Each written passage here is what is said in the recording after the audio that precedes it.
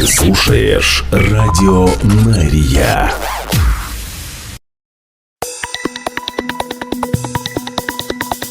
Израильская служба новостей в прямом эфире на Радио Мария. Здравствуйте. Сегодня четверг, 20 марта. Мы начинаем.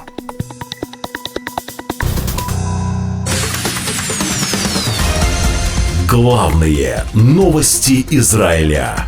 Слушай на Радио Мария. Армия обороны Израиля заявила, что продолжает наносить авиаудары по сектору Газа, поражая объекты Хамас и палестинского исламского джихада. По данным наших военных, за последние несколько часов самолеты ВВС Израиля нанесли удар по автомобилю на юге Газы, в котором находилось 2 боевика. Также были атакованы и другие объекты инфраструктуры и наблюдательные пункты Хамас. В это же время хуситские СМИ сообщают о многочисленных ударах США по контролируемым хуситами районам вокруг Йемена, включая и столицу Сану, в то время как американские военные комментируют, что их кампания против хуситов продолжается. Они вошли в Иерусалим. Десятки тысяч демонстрантов в среду утром 19 марта вошли в Иерусалим, выразив гнев против премьер-министра Израиля Биньямина Нетаньягу и его правительства из-за попыток отстранить ключевых должностных лиц органов безопасности, а также возобновить судебную реформу. Участники протеста выступали и против начала Цаалем операции в секторе Газа. По меньшей мере 12 протестующих были доставлены в отделение полиции во время митинга.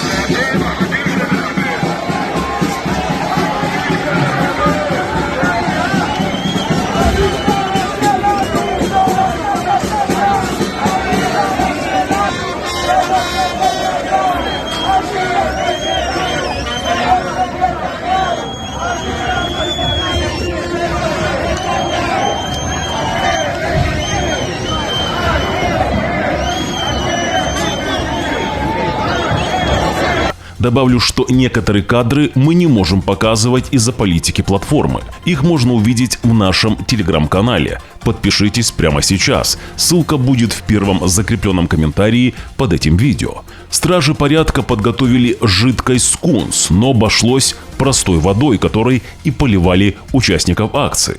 Протестующие кричат: «Пора положить конец этому безумию, пока нам еще есть кого спасать, пока у нас еще есть страна», кричит толпа перед входом в Иерусалим.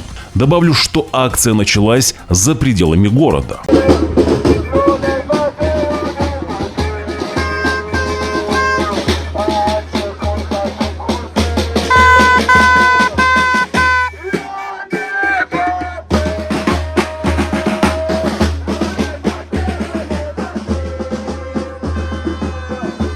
Позже протестующие около 12 часов дня уже дошли и до здания Кнессета. Затем же направились к дому Нетаньягу на улице Аза в Иерусалиме. Активисты, возглавлявшие марш, держали большой баннер с надписью, цитирую, «Хватит правительства разрушения». Конец цитаты.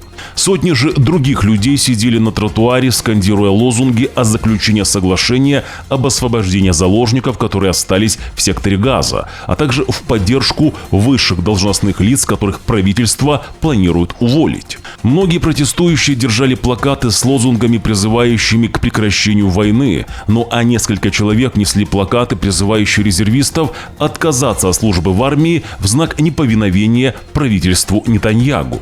Во время выступления возле частного дома Нетаньягу лидер протеста Моше Радман сравнил правительство Нетаньягу с Адольфом Гитлером. Мы справились с Оманом, мы справились с фараоном, мы справились с британским мандатом, мы справились с Гитлером, мы справимся и с ними, сказал мужчина в мегафон под аплодисменты других демонстрантов.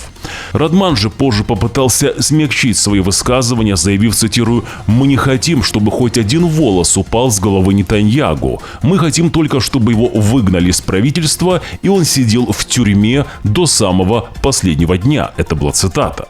В верхней части улицы, недалеко от официальной резиденции Нетаньягу в Иерусалиме, группа молчаливых протестующих расположилась прямо посреди Парижской площади, перекрыв перекресток для движения транспорта. Некоторые протестующие также использовали свои автомобили для блокирования главных улиц столицы без разрешения полиции, что представитель полиции назвал, цитирую, «вопиющим нарушением условий протеста», которые были заранее согласованы между протестующими и израильской полицией. Протесты же продолжались до поздней ночи.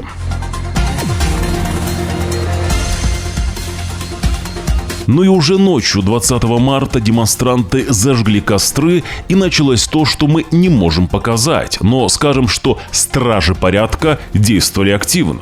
«Вот так выглядит диктатура», – кричали протестующие, трубили в свистки, размахивали израильскими флагами и транспарантами.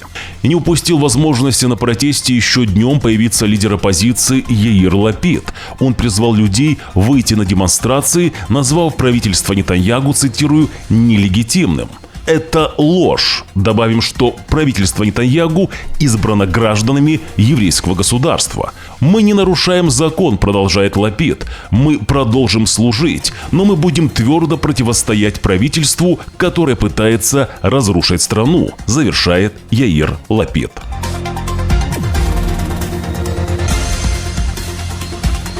Во время митинга в Иерусалиме бывший министр военного кабинета Бенни Ганц также пошел на протест, где один из участников акции крикнул ему, цитирую, «Убирайся отсюда, позорище, ты нас предал», – крикнул мужчина Ганцу, обвиняя Ганца в том, что Ганц не сделал достаточно для борьбы с правительством Нетаньягу.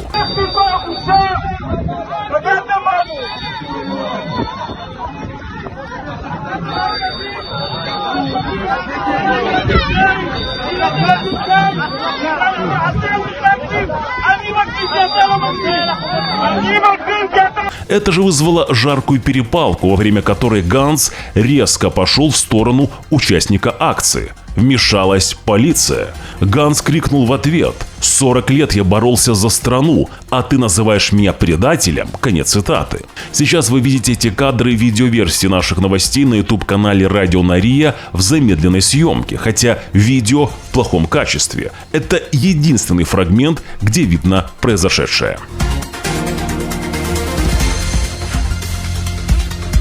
Продолжаем главные новости Израиля на Радио на Рия. Далее к другим событиям. Полиция Израиля задержала и допросила 2 подозреваемых по подписку о невыезде в рамках продолжающегося расследования того, были ли за последние несколько месяцев переведены тысячи долларов из Катара помощникам премьер-министра Биньямина Нетаньягу. Аресты были произведены всего через несколько часов после того, как общественный вещатель Израиля Кан-11 показал записи, на которых израильский бизнесмен из Персидского залива признался в переводе денег от лоббиста, нанятого из Катара. Деньги переводились помощнику Нетаньягу Эли Фельштейну. По данным Кан, израильский бизнесмен Гил Биргер через частную компанию платил Фельштейну, когда Фельштейн работал пресс-секретарем Нетаньягу. Дальнейшие подробности расследования не подлежат публикации в соответствии с постановлением суда о неразглашении. Премьер-министр Биньямин Нетаньягу больше не имеет морального права отправлять военных в бой и должен уйти в отставку после появления новых доказательств того, что зарплату одному из его главных помощников выплачивал Катар. Об этом заявил бывший премьер-министр Израиля Нафтали Беннет, утверждая, что сознательное принятие таких средств, цитирую, является изменой. Сегодня выяснилось, что зарплату медиасоветнику Нетаньягу Фельдштейну по вопросам безопасности выплачивало катарское правительство. Я повторяю еще раз, потому что это очень трудно понять. Террористическое правительство Катара финансировало представителя службы безопасности премьер-министра Фельдштейна во время войны. И это уже не слухи, это факт. Весь вопрос теперь в том, кто что знал, заявил Нафтали Беннет. Ну и в ответ на заявление бывшего премьер-министра Израиля Нафтали Беннета о том, что премьер-министр Биньямин Нетаньягу должен уйти в отставку из-за выплат Катара одному из его помощников, партия Ликуд Биньямина Нетаньягу выступила с заявлением, в котором назвала бывшего премьер-министра Нафтали Беннета, цитирую, «мошенником, который украл голоса правых и сформировал правительство». Партия Ликуд продолжает. Беннет впервые после операции «Нерушимая скала» привез рабочих из Газы в Израиль, заявил пресс-секретарь Нетаньягу, имея в виду решение Беннета разрешить въезд рабочим, которое нынешнее правительство Нетаньягу сохранило за собой после прихода к власти. Беннет удвоил и утроил деньги для Газы и несет чушь, которой никогда не было, заявляет партия Ликуд. По всем остальным вопросам он молчит как рыба, и на то есть веские причины, прокомментировала партия Ликуд премьер-министра Биньямина Нетаньягу.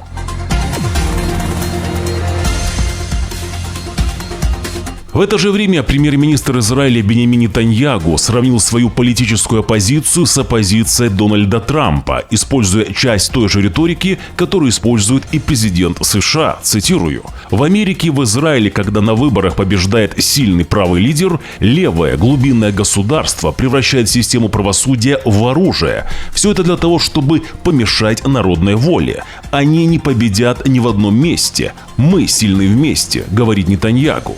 Также Нетаньягу публикует в социальных сетях видео, в котором подробно останавливается на глубинном государстве. «Они хотят, чтобы я и правительство были растениями в горшке и ничего не делали», продолжает премьер-министр, указывая на растения в коридоре своего кабинета. Затем же оператор спрашивает премьер-министра, что такое глубинное государство. «Глубинное государство, говорит Нетаньягу, это постоянные клерки, которых почти не меняют и которые сидят глубоко в израильском правительстве и решают, что они знают лучше избирателей», отвечает Нетаньягу.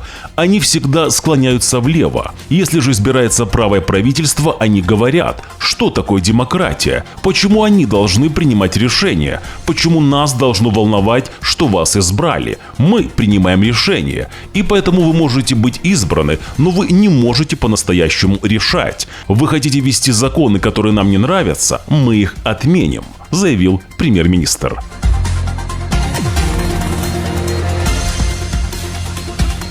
Офис премьер-министра Израиля Биньямина Нетаньягу сообщил членам Кабинета министров, что сегодня вечером в 21:30 они проведут голосование по вопросу об увольнении главы Шабак Ронена Бара. В сообщении говорится, что Бар прекратит свое пребывание в должности 20 апреля и указывается на сохраняющееся личное и профессиональное недоверие Нетаньягу к Ронену Бару, который наносит вред как правительству, так и службе безопасности.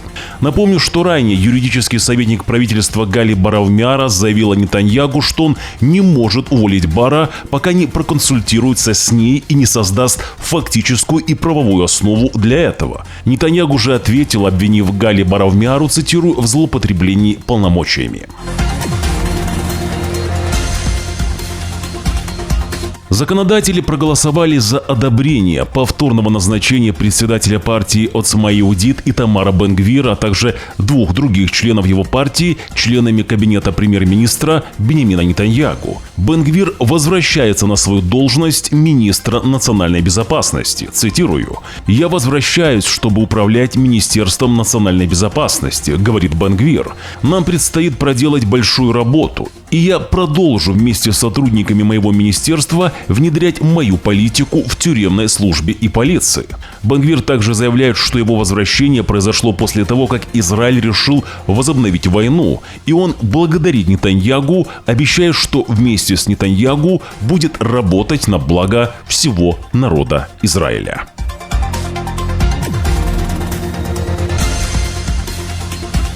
Еще один резервист ЦАЛя, это уже второй за последние несколько дней, опубликовал пост в социальных сетях о том, что он не явится на службу из-за возобновления боевых действий в секторе Газа. Цитирую: «Сейчас самое лучшее, что поможет защитить мой народ, это отказаться от участия в боевых действиях на службе у грязных предателей, что полностью противоречит интересам народа Израиля». Конец цитаты.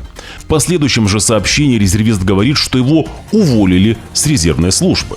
Хотя эти инциденты пока рассматриваются как единичные, они отсылают к широкомасштабным антиправительственным протестам последних лет, когда сотни резервистов, в том числе и многие из ВВС Израиля, угрожали не явиться на службу.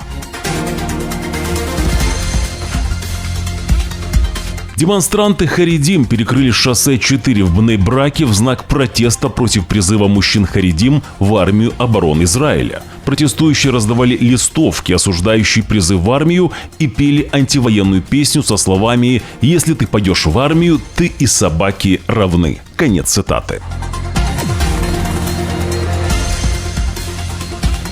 В час ночи 20 марта мэр Бейт-Шемеша Шмуэль Гринберг подвергся нападению Харидим, когда возвращался с семейного торжества.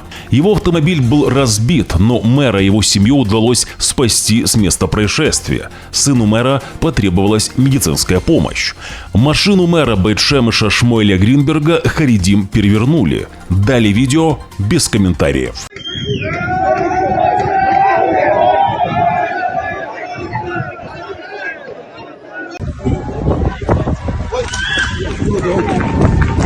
אני רוצה ללכת להזריק, אני רוצה להסריט. איציק, בוא, איציק, בוא. הכל מוסרט. איציק, בוא. תסריט איציק. הכל מוסרט. מה? אבר לא יפתח. בוא. הכל מוסרט. אם האבן הזאת תיפול עליי, הבן אדם ימות. מה יש לך מזה? מה יש לי מזה? עוד מעט תראי. הכל מוסרט. בוא תן לי.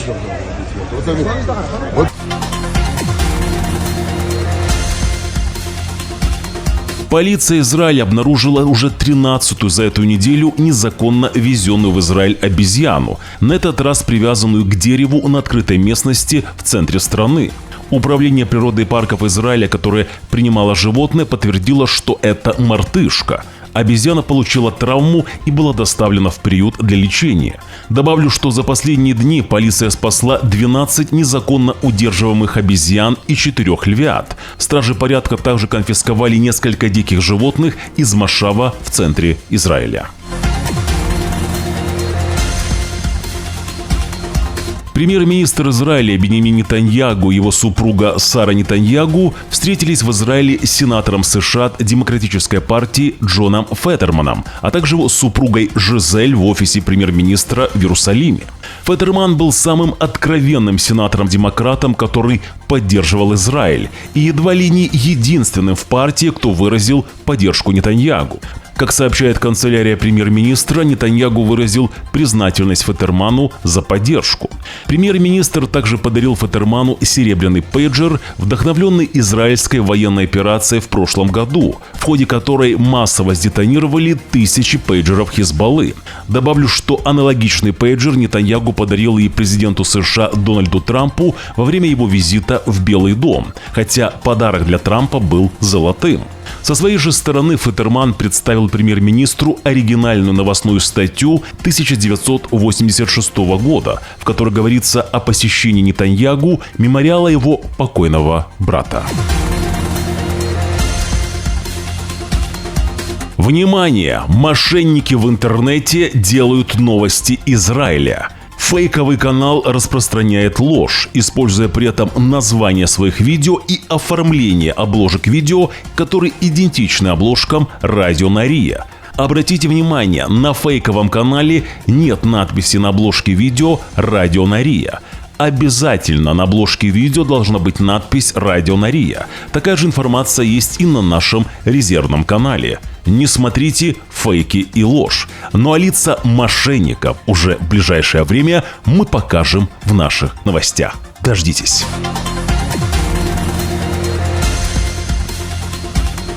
Каждый из вас уже сейчас может поддержать Радио Нария. Сделать это очень просто. Подпишитесь на наш YouTube-канал, нажмите на кнопку «Подписаться». Также, если вам понравился этот выпуск, под видео нажмите на палец вверх. Если не понравился, нажмите на палец вниз. Обязательно оставьте свой комментарий. Благодарность и нашим спонсорам. Их имена сейчас на ваших экранах. Израильская служба новостей желает вам хорошего дня. Уже завтра, в пятницу, 21 марта, в 6 часов утра по Иерусалиму, мы снова в прямом эфире. Вы должны знать правду. До встречи.